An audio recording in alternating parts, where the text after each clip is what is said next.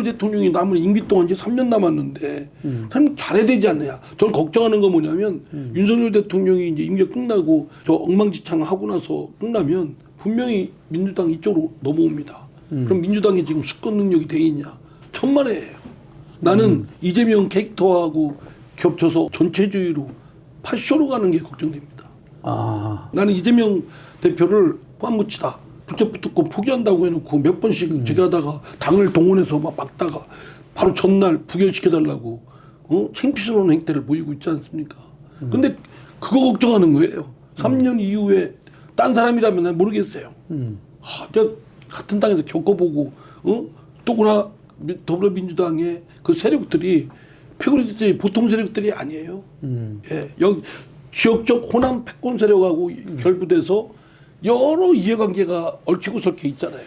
막 광풍처럼 광기가 흘러갈 거고 그러면 그게 어느 정도가 될지 모르지만 나라는 그냥 폭삭 주저앉는 수밖에 없는 거죠. 그래서 나는 윤석열 대통령이 더 무서운 세상을 맞기 전에 본인이 대대적인 변화를 줘야 된다. 이재명 대표가 사실은 금도로서는 선거에서 아무리 졌어도 이 윤석열 대통령이 일하게끔 하기 위해서는 좀 비켜줘야 된다고 생각을 해요.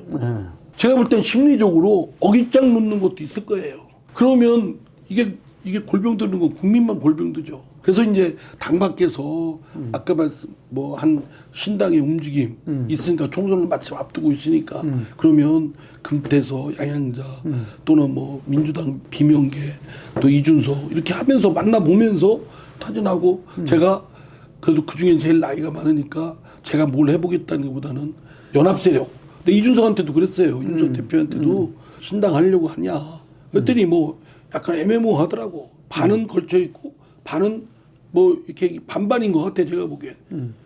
신당을 제가 하라고 권했어요.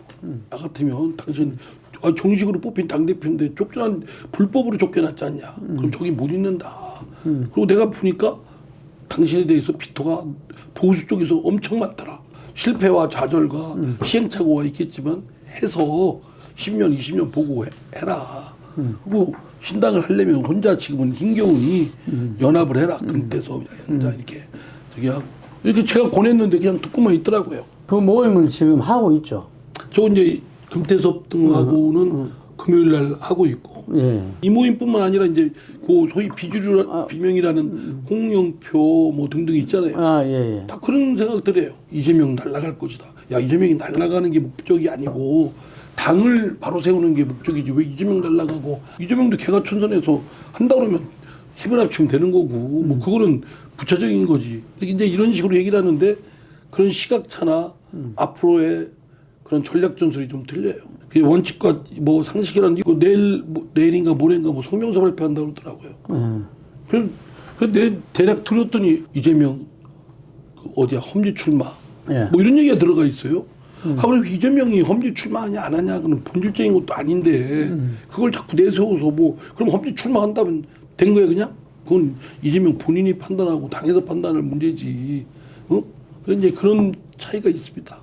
또 이준석은 갑자기 저기 하고 나서 지금 영남 가서 대구 나가고 영남에서 30명을 출마시킨다 그러면 조금 다른 사람들하고 얘기한 거 안 맞죠. 이 친구는 그러면 국민의힘하고만 대적을 해서 국민의 이걸 잠식하겠다 이런 신당을 하더라도 보수 신당을 할지 금방 말씀한 제3시대에서 전체적인 그러면 보수 진보를 따질 계제가 아니라고 저는 아닌 그런 개혁 정당을 할지 이것도 안 정해진 것 같아. 내가 보니까 안 정해졌어요. 안 정해졌어요. 그러니까 이준석조차도 아리송해요. 아마 본인도 물어보면 잘 모를 거예요. 그러니까 이제 이준석한테도 혼자는 이 나름 강점이 있을지 모르지만 약점과 한계가 있기 때문에 지금 무조건 연합해야 된다. 그러면 동의하더라고. 그러면 어떻게 되냐? 공통의 분모를 찾는 수밖에 없다. 그렇죠. 자기 걸 놔줘.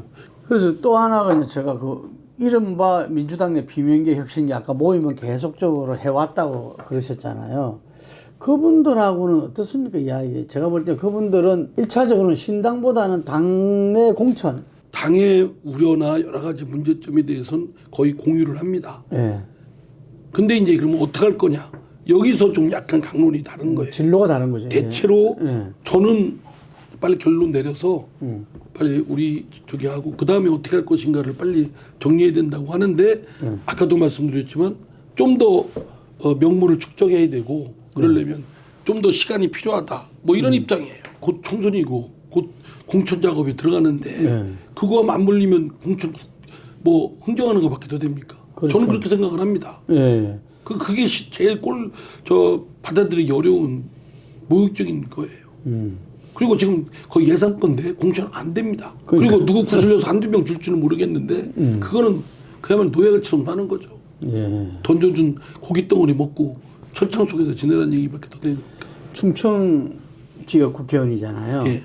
충청이 상당히 저 제3당으로서 많이 깃발을 들고 또 해왔지 않습니까? 가까이는 그 96년도 15대 총선 때 자민련이 돌풍을 일으켰어요. 그래서 그때 주로 충청과 TK 합해서 50석이나 그 돌풍이 이번에도 그 정도 가능할까요? 제가 보기엔 그때는 JP 네. 또 박철원 네. 이런 토 세력이 있었잖아요. 양쪽이. 예. 그리고 영남 호남에 근거한 당시에 김대중, 김영삼 이쪽에 반대되는 그룹들이 있었고. 예. 그러니까 그 대치돼서 거슬리는 그런 바람이 있었기 때문에 양쪽에 좀 할 수 있는 게 있었겠지만 지금은 그 정도를 하는 건 과욕이라고 생각합니다. 우선 지금 지방에서 표를 얻기는 제3당이 사실 뭐 굉장히 좀 어렵죠. 물론 이제 그 영남 호남은 거의 뭐 전무하다시피 할 거고요. 이제 충청하고 경기 수도권일 텐데 충청은 어떻습니까? 충청 지역당에 대한 갈망은 있습니다. 있죠. 예. 지역적 청소는. 왜냐하면 이제 그동안 영남 호남에 하도 그런 거에 대한 꼴 사납다고 할까요? 뭐 이런 정서적인 반작용이 작용하는 것 같아요. 근데 이제 그런 중심 에너지가 과연 있는가? 이거는 뭐 그걸 만들 수 있는가는 이제 미지수죠. 그래서 그 부분에서 이제 우리 이상민 의원님이 충청 민심을 갖다가 한번 대변해 볼 수 있지 않겠냐 이런. 아니 할 수만 있으면 저는 하고 싶습니다. 이게 만나 보니까 느끼실 거 아닙니까? 그죠. 제가 대전에서 국회의원 5선을 했으니까 예. 그리고 이제 충청 관련된 현안에 대해서는 앞장서서 해왔으니까 그걸 이제 기억하시는 분들은 우리 지역 국회의원 뭐 이런 정치인 이런 생각이 있죠. 어쨌든 깃발은 이렇게 아까 상식을 기본으로 하는 거랬는데 이 우리 정치 개혁을 표방하는 당이 될 건데 이 당이 가장 중요하게 내걸어야 될 거는 뭐라고 보십니까? 새로운 신당이 예. 아까도 말씀드렸지만 그 상식을 복원하겠다. 구체적으로 뭐 어떤 걸 이야기하는 거죠? 다수의 민주주의겠죠. 예. 아니 합의가 안 돼서 계속 결렬되면 그냥 주고받고 하다 삥뻥하다가 물고 물리는 관계가 되는데 이걸 푸는 건 결국 다수로 풀 수밖에 없다. 이런 생각이고 그렇게 제일 순탄하게 되려면 다당제하는 게 제일 좋겠죠. 국회에서 탄핵소추가 되면 직무가 정지되지 않습니까? 국회의원도 수사기관으로부터 기소되면 직무가 정지되고 뭐 세빈이 뭐 이런 건 다 스톱이죠. 직무 정지되고 이런 것들 형평에 맞게 지금 우리 당에서는 어느 검사 또는 어느 장관 탄핵소추 한다고 하지 않습니까? 뭐 이 사람은 막 저기 해야 된다고 그러면 직무가 정지되거든요. 지금 헌법재판소에서 말하면 기각결정이 나도 소추 의결이 되면 직무가 정지된단 말이에요. 저는 국회의원도 그런 걸 도입해야 된다고 봅니다. 형평에 맞추기 위해서. 국회의원도 기소되면 직무 정지되는 것으로. 뭐 상식 같은 거 윤리특위가 워낙 지금 무용지물이 되다시피니까 완전 저기로 해서 기속력을 국회의원들이 판단하는 게 아니라 외부의 인들로 다 결정을 내리도록. 알겠어요. 요즘 김포 서울 편인 메가시티 서울 말입니다. 이 충청 지역 국회의원이신데 윤석열 대통령의 지방화 시대하고는 좀 상충되고 상충되죠. 국민 여론도 지금 대한민국이 지금 문제가 수도권에 너무 집중돼 있고 과집중돼 있고 그리고 다 서울로 이제 뭐 서울이 아니라 수도권 경기도로 몰리고 수도권 집중 지방 소멸 이게 큰 문제고 이게 대한민국의 큰 인구 문제 못지않게 결함인데 이 문제를 풀어서 어떻게든지 고쳐나갈 생각 안 하고 김포 그 사람들 그 주변 사람들 그 뭐 저 표심을 얻으려고 한 것밖에 더 있겠어요? 그런 이슈에 대해서 그럼 민주당은 잘했냐? 그냥 막연히 쳐다본 것만 있었잖아요. 그러니까. 예, 뭐 입장도 밝힌 것도 없고 근본 가치가 민주주의와 인권이기도 하지만 분권과 균형 발전이거든요. 그렇죠. 예. 그러니까 지방자치의 핵심은 분권, 균형 발전 이 문제를 그냥 아예 그냥 치워버리고 남을 나라 하고 있는 거예요.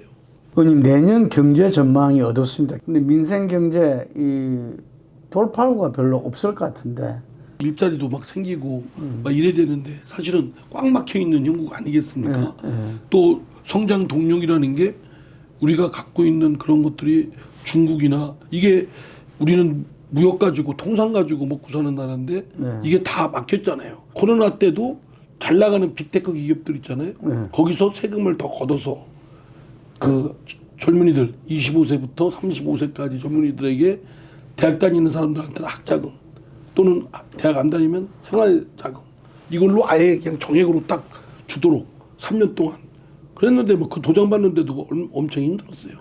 그리고 막 뭐 당이 증세에 대해서는 저 없다 뭐 이런 식이고 그러면 재원은 어디서 나와요?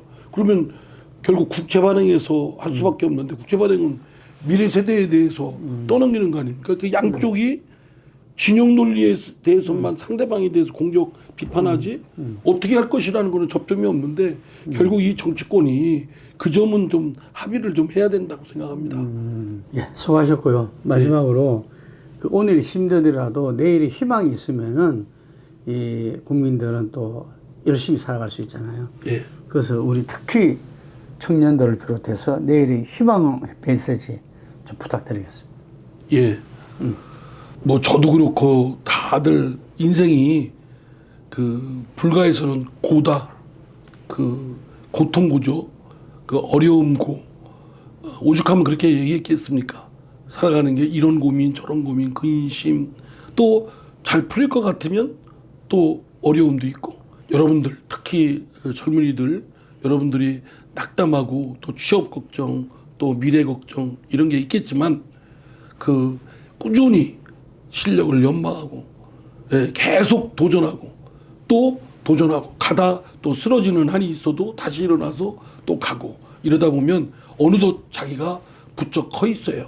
그러다 보면 긴 터널을 통과됐네 훤한 세상을 갑자기 맞이할 수 있고 이제 그런 것들이 계속 되풀이되고 반복된다고 생각합니다.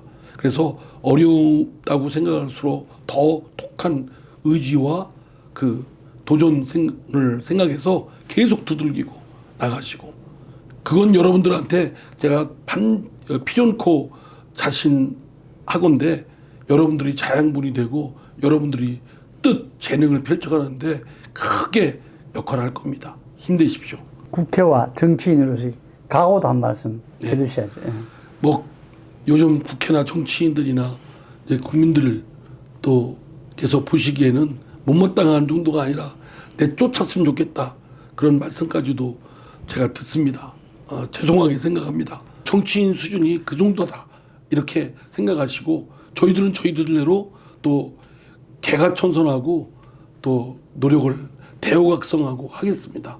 그래서 한 걸음 한 걸음 더 나아가지는 모습을 국민들께 보여드리도록 할 텐데 속도는 좀 늦더라도 참을성 있게 대신 국민들께서도 좋은 사람 내가 일 시키는 거 민심에 따라서 제대로 할 사람을 뚫어지게 이렇게 살펴보시다가 선거날 꼭 그런 선택을 해주시기 바랍니다. 괜히 막 뭐 어떻다 저떻다 나는 뭐 빨갱이다 나는 파랭이다 뭐 이런 진영 논리에 휩싸여 가지고서 그냥 맹목적적으로 지지하고 또 맹목적적으로 비판하고 이럴 것이 아니고 결국은 그 몫은 주권자이신 국민들께서 하셔야 될 몫이니 만큼 아주 뚫어지게 감시하시고 선택을 잘 해주십시오. 저희들 하여튼 그 국민들이 눈이 매섭다는 걸 알고 하여튼 각성하고 열심히 하겠습니다. 아이고 수고하셨습니다. 예, 아이고 감사합니다.